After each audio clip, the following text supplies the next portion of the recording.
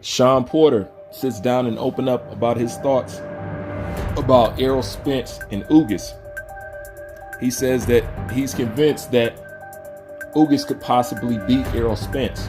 Although he viewed Errol Spence as the favorite, he's just basically saying that Ugas is at a point now where he feel like he can make all the adjustments he needs to make to beat somebody like Errol Spence.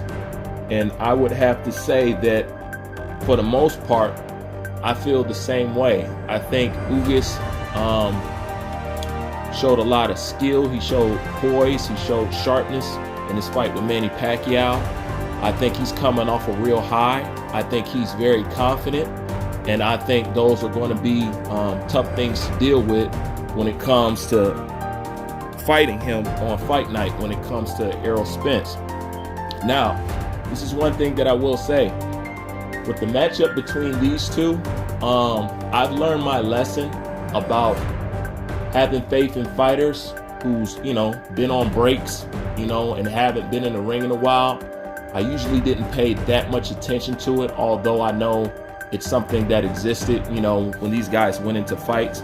I'm at a point now where I'm no longer willing to double down on fighters who haven't been active that long.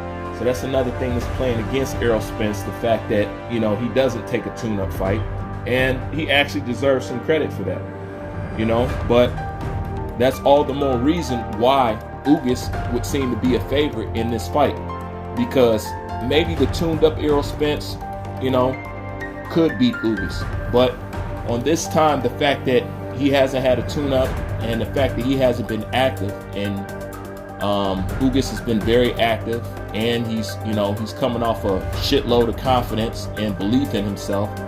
Those could be tough things to deal with on fight night.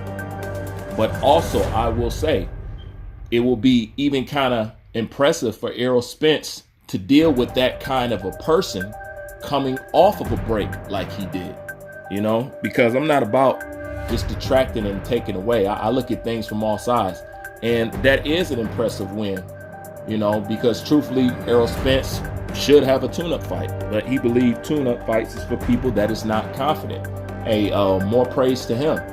But once again, that could play against him in the fight. But if he do manage to beat Ugas and do it convincingly, I really don't see how, given the fact that, he wrestled in the mud with Shawn Porter and Mikey Garcia. And if Mikey Garcia can get in there and hold his own, then Ugas definitely can, And he goes and speaks how Ugas is very unorthodox and he throws from awkward angles, and that could pose a problem for Errol Spence. And when it comes to that, I have to agree with Shawn Porter.